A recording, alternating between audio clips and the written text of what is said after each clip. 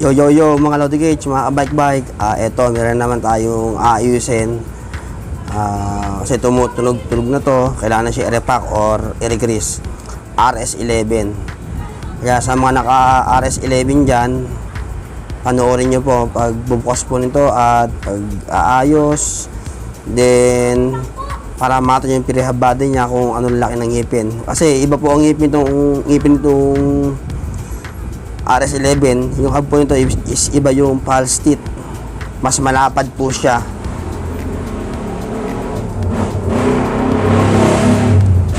Two pulse siya pero malapad.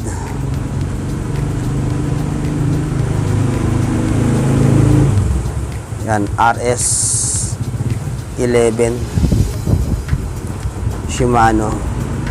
Yan, gumamit tayo ganyan kanipis na kakatala, 15 para makontra, tsaka 17 para matanggal yan yung lock na yan. Yung nut spacer, tanggal na rin. Then ito naman, pinaka-kono niya ating tatanggalin. Bali ito mga Lodi Cage, ating lilinisin at irerepack ng bagong grasa.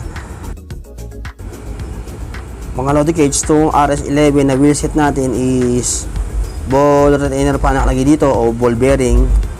Hindi pa siya seal bearing. Yan, ating tanggalin ng kono.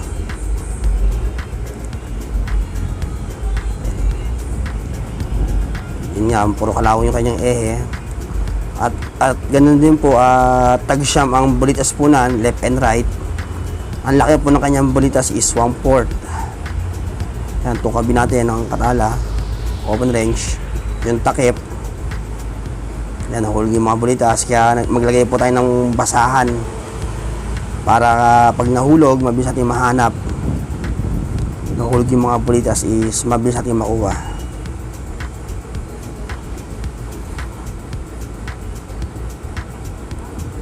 Siyempre, lagi natin linisin.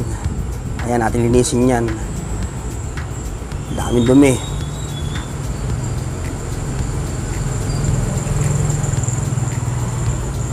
Ang kabilaan, linisin natin. Ang daming dumi kasi. Then, gumamit tayo ng prehab remover. Ito. Sing-size lang yan ng mga ordinary prehab body. Kaya yung prehab remover natin is standard lang ating gagamitin. Yan ang tools na kailangan natin para matanggal yung kopanan at makalas yung prehab. Ang pihit po nan is pakabante or clockwise pag nakaharap po sa atin. Pag lumog na siya, pwede na po natin kamayin po yan.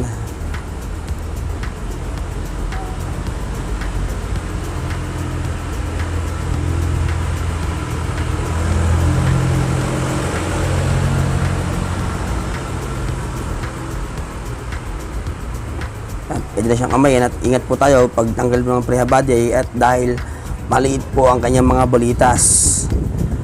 Ang bolitas po nan is tag 25 pieces po. 25 sa prehab body at 25 sa rim. Yan. Ingatan po natin yung bolitas na magkawala-wala.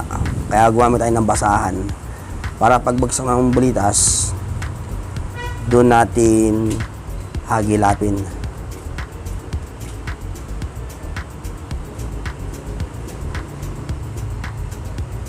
Siyempre, kailangan na linisin yan, yung kinakabitan ng prehab body.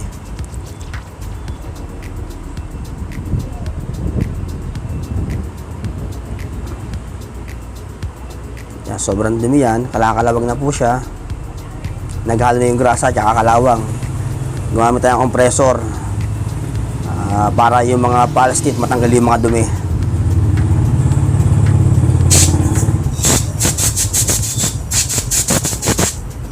Kahit hindi po kalasan yung pulse spring at pulse teeth, lahat may compressor kayo, pwede po yan.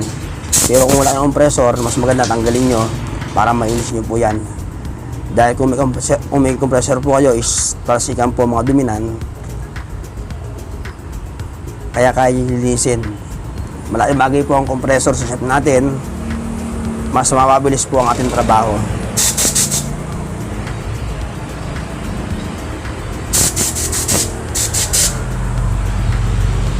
Sa lakas ng pressure po nan, talagang magtatalsikan po ang dumi po nan, kahit nasa singit-singit po siya.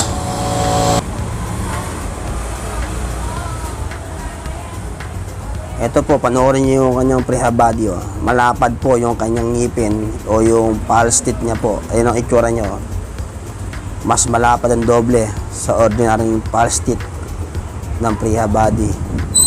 Dalawa po siya, kabilaan. Ayun, oh, malapad siya. RS11 po yan. Shimano. Yun nga, puro bolitas pa na nakalagay sa kanya. Puro ball bearing pa din. Ngayon, linisin natin yung mga bolitas po nito.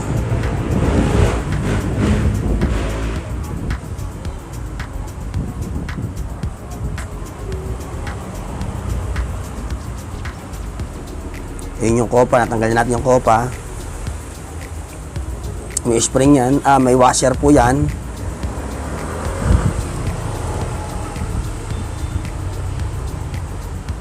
Yan yung prehab body, linisin po natin yan mga Lodi Cage.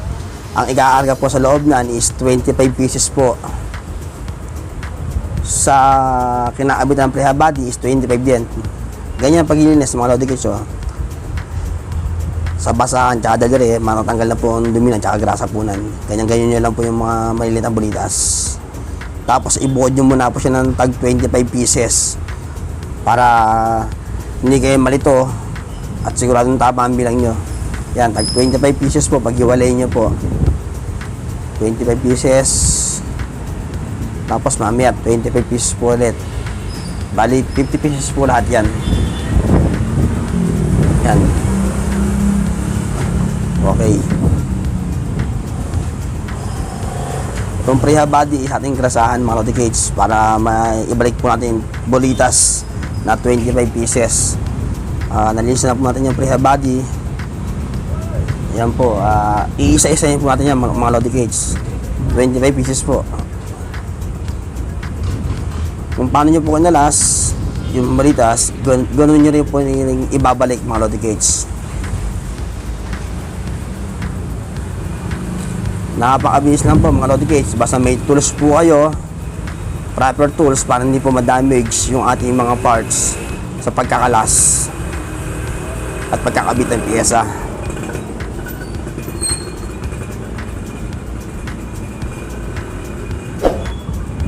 Yan, sa kinakabit ng prehab body is gumamit tayo ng rayos na may grasa para magasahan po natin yung kakabitan po ng bolitas.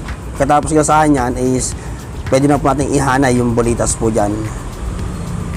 Isa-isahin po natin. 25 pesos din po yan mga Lodi Cage.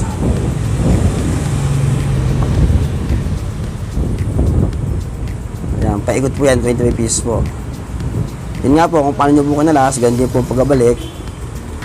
Kita nyo naman yan, yung bolitas. Tapos, ikabit natin yung prehab body, mga Lodi Cage. Ating grasahan muna yung kabilang parts, yung pagpapatungan ng bolitas. Yan, pagod nyo na po mga Lodi Cage po. Washer, malaga po yan bago nyo po ikabit yung prehab body. Yung washer muna po. Hindi pwede yung prehab body muna bago washer. Then, kabit ko ng dahan. At yung silip kung tama ang lapat, kung okay na po, ay pwede na po natin itong higpitan. Ikabit natin yung kopa para mailak na po natin ito at mahigpitan na po.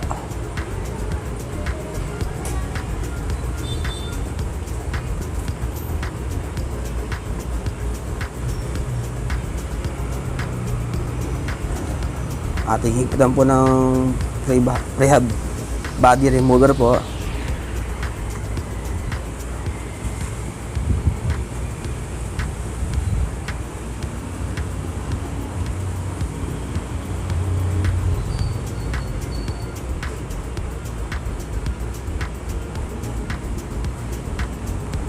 Ang higpit po nan is counterclockwise kung nakaharap po sa inyo or patalikod po.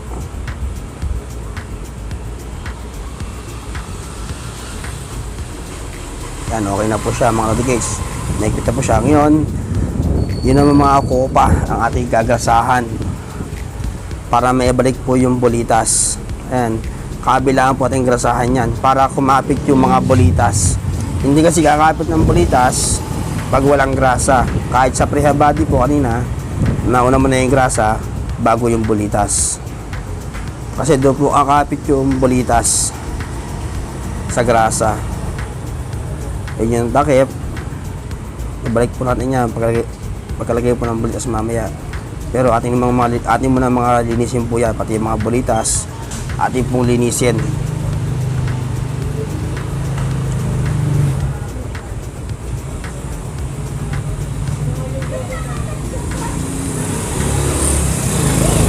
Ganyan lang po paglilinis ng mga Lodi Cage sa basahan.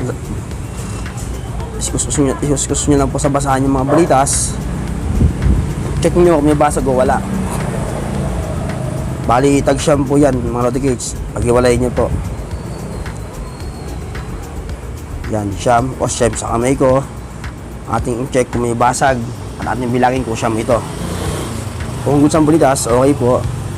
Ikabit na po natin ito kung ito'y okay. Ayan, pag-ikutin nyo po para makita nyo po kung may sira o wala yung bolitas. Pag may binga, automatic po, palitan nyo na po dahil magdadami lang po ng sira yon. Pero kung goods, buong pagkabilog, kabit po natin mga Lodi Cage. Ihanay po natin yung mga bolitas, yung siyang na peraso.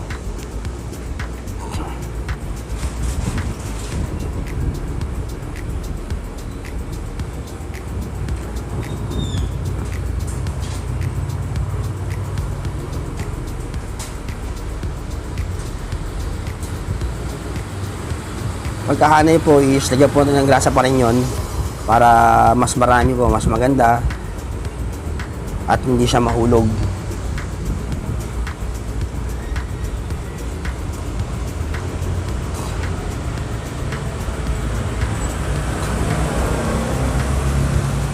Sa kabila rin po, siyam na peraso. Idikit na po natin yung mga bolitas sa grasa sa kopa.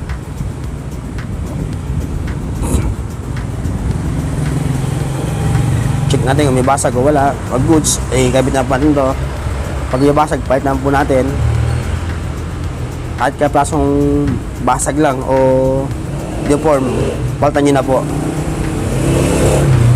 Basta kailangan po ang inyong mga bolitas is buo lahat.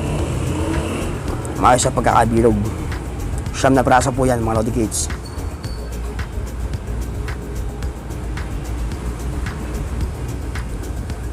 Ating gasahan po yan para hindi siya mahulog at mas maraming grasa, mas maganda.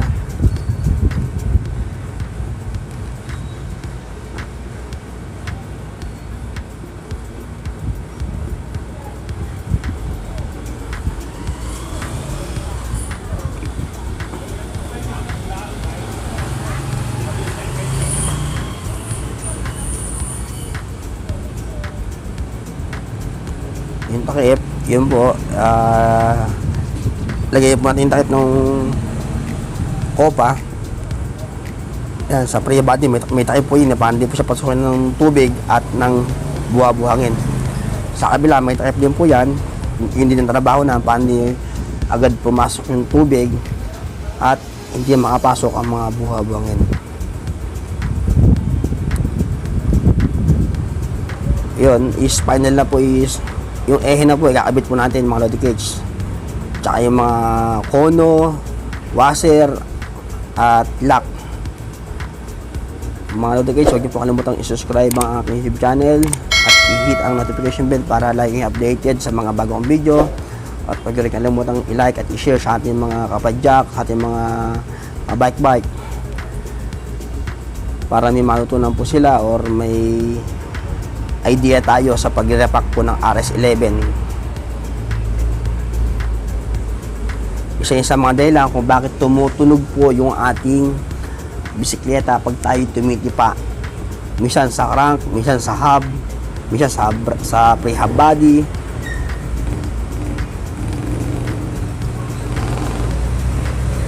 Antabi lang kayo sa mga susunod kong video mga Lodi Cage sa about sa mga pag-repair natin at sa ating mga bike na dumating sa bike shop ng bayan.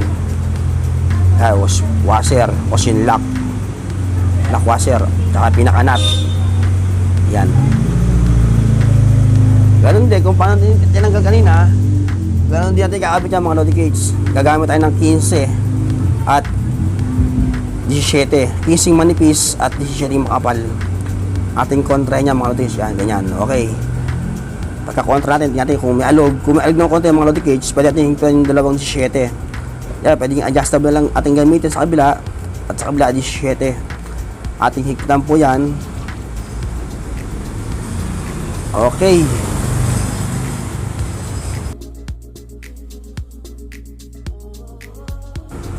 Spacer ng pre-hub body, huwag nyo kakalimutan hindi kabit yan. Kasi yung mga ganyang pre-hub body is abang yan sa 13 speed, kaya may spacer po yan.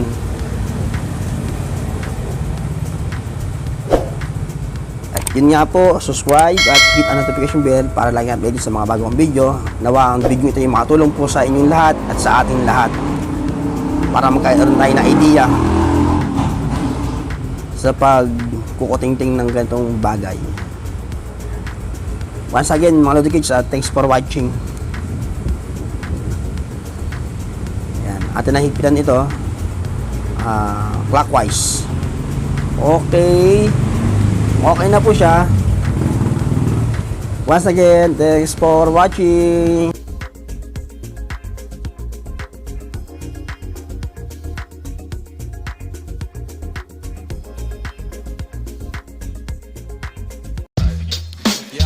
Yo, yo, yo.